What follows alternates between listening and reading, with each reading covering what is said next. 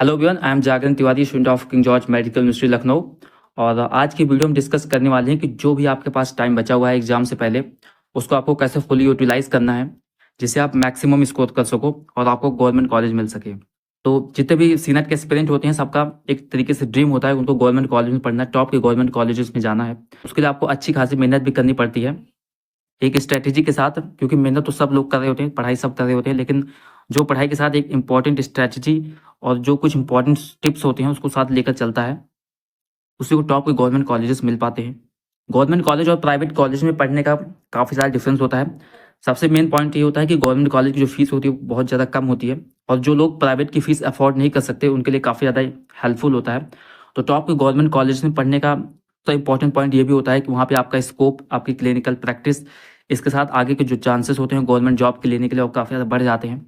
और आपको भी पता होगा कि बीएससी नर्सिंग करने के बाद जो इंपॉर्टेंट जॉब होती है लाइक नर्सिंग ऑफिसर्स और या सीएचओ की जॉब होती है, काफ़ी ज़्यादा रिस्पेक्टफुल जॉब है और इसका पे स्केल भी काफ़ी है, तो इसका स्कोप भी काफ़ी ज़्यादा है। तो जो लोग भी government college, top government college से बीएससी नर्सिंग करना चाहते हैं तो उनको ये एग्ज़ाम अच्छे नंबर से क्लियर करना होगा, और इसके लिए आपको जो भी स्ट्रेटेजी होनी चाहिए आपकी काफ़ी ज़्यादा अच्छी होनी चाहिए जिससे आपका स्कोर काफ़ी ज़्यादा इंप्रूव हो सके। तो आज इसी पर हम डिस्कस करने वाले हैं। तो सबसे पहले आपका यहाँ पे आता है सबसे इंपॉर्टेंट जो पॉइंट है आपका सिलेबस कंप्लीशन। बेसिकली आपको पता होना चाहिए कि आपका सिलेबस क्या है। सिलेबस पता होने के बाद आपको उसका कंप्लीशन इंपॉर्टेंट होता है, आपने कितना कवर कर रखा है। तो सिलेबस आपको पता होगा कि आपका जो सिलेबस है वो आपका क्लास 11th और 12th का है। इसके साथ जो एडिशनल सब्जेक्ट है लाइक नर्सिंग एप्टीट्यूड और इंग्लिश पे आते हैं। नर्सिंग एप्टीट्यूड और इंग्लिश का कोई वेल डिफाइंड सिलेबस नहीं है, बट इसमें जो मैक्स यानी कि 10 से 12 चैप्टर्स यहाँ पे देखने को मिलते हैं, बोथ नर्सिंग एप्टीट्यूड और इंग्लिश में, दोनों में। इसके साथ आपका क्लास 11th और 12th जो आपकी फिजिक्स केमिस्ट्री बायो है वहाँ से आती है। सिंपल आता है, ज़्यादा कुछ हार्ड नहीं आता, मॉडरेट लेवल का पेपर आप एक्सपेक्ट कर सकते हो यहाँ पे। तो आपके लिए इंपॉर्टेंट ये होता है कि आप सिलेबस कंप्लीशन पे ज़्यादा ध्यान दें। और बेसिकली जो लोग काफ़ी दिन से पढ़ रहे होंगे तो इस समय सिलेबस कंप्लीट हो चुका होगा, और जिनका भी नहीं हुआ है उन्हें सबसे पहले इंपॉर्टेंट चैप्टर से कवर करते हुए फिर आगे जाना है। तो सिलेबस इंपॉर्टेंट होता है क्योंकि एग्जामिनर किसी भी चैप्टर से कोई भी क्वेश्चन पूछ सकता है, और ऐसे में अच्छा स्कोर करने के लिए आपको कंप्लीट सिलेबस पढ़ना इंपॉर्टेंट होता है। तो syllabus completion is very must, जिससे आप इसके बाद अच्छा स्कोर कर सकते हो। Next point is revision and practice. Revision और प्रैक्टिस आपके लिए सबसे ज़्यादा इंपॉर्टेंट होता है, जिसमें रिवीजन जो होता है वो आपका मोस्ट इंपॉर्टेंट होता है। हमने कई बार वीडियो में बताया कि रिवीजन आपका सबसे ज़्यादा इंपॉर्टेंट होता है, क्योंकि अगर आप कोई भी लेक्चर पढ़ रहे हो, कोई भी इंपॉर्टेंट पॉइंट पढ़ रहे हो या फिर कोई भी चैप्टर पढ़ रहे हो, अगर आपने उसे 2 या 3 दिन बाद रिवीजन नहीं किया तो वो सारी चीज़ें भूल जाओगे, और बाद में फिर से वही आपको पढ़ना पड़ेगा या एग्जाम के लास्ट में पढ़ना पड़ेगा, और इससे आप फ्रस्ट्रेटेड हो जाओगे, जिससे आपका कॉन्फिडेंस भी लो हो सकता है। तो रिवीजन जो होता है आपका सबसे इंपॉर्टेंट फेज होता है। रिवीजन आप पर डे करना है, जितना भी आपके पास टाइम बचता है, आधे घंटे, 1 घंटे, 2 घंटे, रिवीजन आपको रोज करना है। जो भी आपने इंपॉर्टेंट पॉइंट्स लिखे हैं, जो भी आपने इंपॉर्टेंट चैप्टर्स पढ़ा है या जो आपके इंपॉर्टेंट चैप्टर्स हैं, उनका रिवीजन बहुत ज़्यादा इंपॉर्टेंट होता है। रिवीजन करते रहोगे तो आपके टेस्ट के स्कोर भी इंप्रूव होंगे। इसके साथ आपको प्रैक्टिस करना है। प्रैक्टिस यानी जो चैप्टर आपने पढ़ा है या जो टॉपिक आपने पढ़ा है उस टॉपिक पे या उस चैप्टर के रिलेटेड आपको क्वेश्चन प्रैक्टिस करने हैं। क्वेश्चन प्रैक्टिस करने से आपका कॉन्फिडेंस भी ओवरऑल इंप्रूव होता है। इसके साथ साथ जो टॉपिक होता है उसकी जो समझ होती है काफ़ी ज़्यादा बेहतर हो जाती है। तो प्रैक्टिस जो होता है आपके लिए काफ़ी ज़्यादा इंपॉर्टेंट होता है। इसके साथ जो आपका रिवीजन होता है, revision is very must. Revision आपको लास्ट डे तक करना है, क्योंकि रिवीजन के बिना आप स्कोर अच्छा नहीं कर सकते।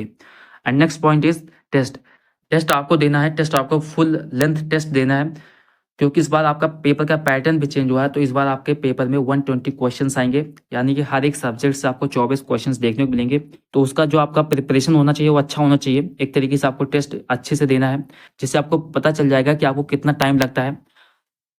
इसके साथ साथ टेस्ट देने का दूसरा इंपॉर्टेंट फायदा ये होता है कि आपको अपनी वीक पॉइंट्स, जो भी आपके वीक पॉइंट्स होते हैं, इसके साथ आपका जो कहाँ पे क्वेश्चंस रॉन्ग हो रहे हैं, किस लिए रॉन्ग हो रहे हैं, जिससे आप जो इंपॉर्टेंट चैप्टर्स हैं या जिस चैप्टर से आपके क्वेश्चंस गलत हो रहे हैं उस चैप्टर पे आप अच्छे से फोकस कर सकते हो।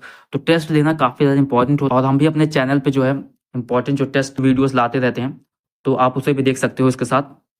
तो टेस्ट आपके लिए सबसे ज़्यादा इंपॉर्टेंट होता है, जिससे आप अपने आप को चेक कर सकते हो और ओवरऑल आपका स्कोर भी इंप्रूव होता है। इसके साथ आपका जो कॉन्फिडेंस होता है वो भी इंप्रूव होता है।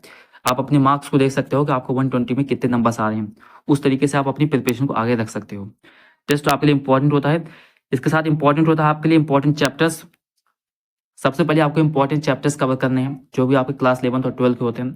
सारे चैप्टर्स ऐसा नहीं है कि हर चैप्टर से ही क्वेश्चन आ जाते हैं, लेकिन कुछ इंपॉर्टेंट चैप्टर्स हैं जिसे हमने अपने प्रीवियस वीडियो में बताया भी है। लाइक बायोलॉजी का हो गया, आपका फिजिक्स, केमिस्ट्री का, ये सब्जेक्ट से आपके लिए जो इंपॉर्टेंट चैप्टर हैं सबसे पहले आपको उन्हें कवर करना है। उनकी प्रॉपर थ्योरी, उसकी नॉलेज आपको अच्छे से होनी चाहिए। उसके साथ आपको वहाँ पे मैक्सिमम टू क्वेश्चन प्रैक्टिस करने हैं। चैप्टर्स होते हैं जहाँ से मैक्सिमम क्वेश्चन आपसे पूछे जाते हैं। अगर एक सिंपल सा अगर एग्जांपल लें, लाइक बायोलॉजी में आप देख लो तो बायोलॉजी में ह्यूमन रिप्रोडक्शन हो गया, आपका ह्यूमन रिप्रोडक्टिव हेल्थ हो गया, इसके साथ आपका ह्यूमन हेल्थ एंड डिजीज हो गया।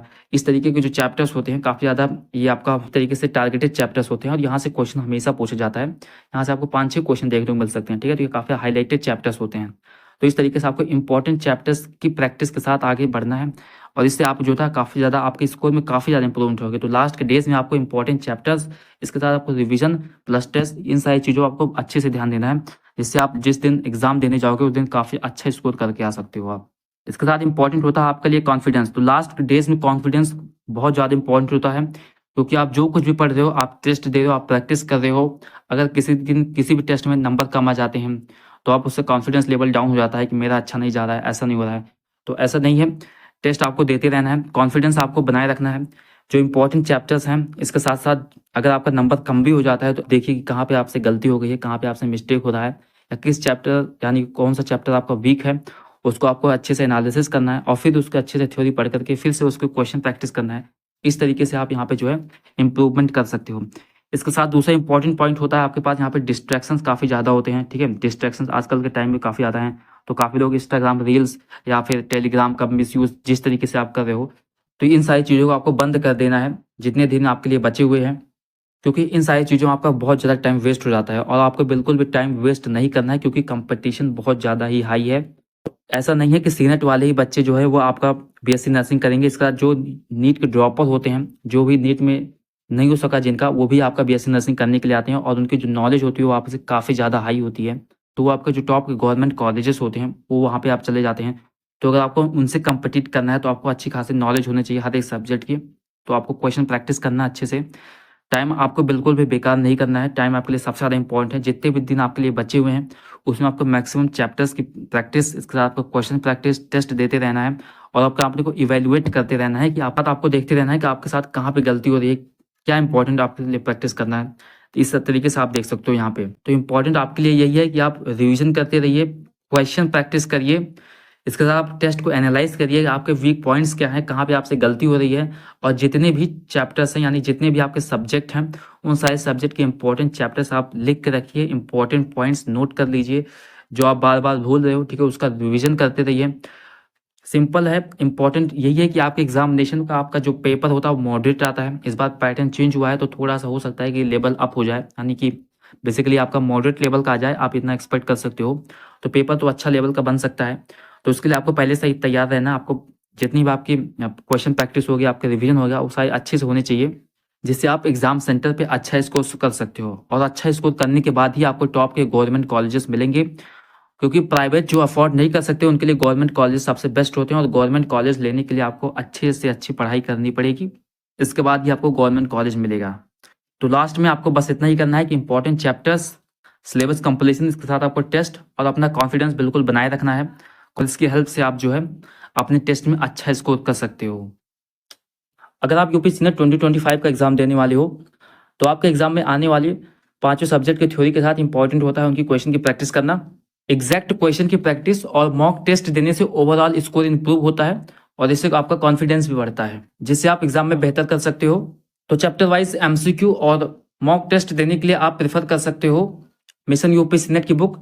इस बुक में आपको मिल जाता है PYQ 21 से लेकर के 24 तक की, इसके साथ आपको chapter wise MCQ plus model paper आपको यहाँ पे देखने को मिलते हैं। यहाँ पे आपको सारे सब्जेक्ट्स के एमसीक्यू दिए गए, जिसमें बायोलॉजी, केमिस्ट्री, फिजिक्स, इंग्लिश और नर्सिंग एप्टीट्यूड आता है। इसके साथ यह बुक आपके बाइलिंगुअल में आती है, जो कि आपके यूपी बोर्ड और सीबीएसई बोर्ड दोनों स्टूडेंट्स के लिए काफी हेल्पफुल रहेगी। तो आप इस बुक को प्रेफर कर सकते हो for question practice and mock test के लिए। इस बुक का ऑनलाइन लिंक हमने अपने डिस्क्रिप्शन पेज पे डाल दिया, वहां से आप जाकर के चेक कर सकते हो।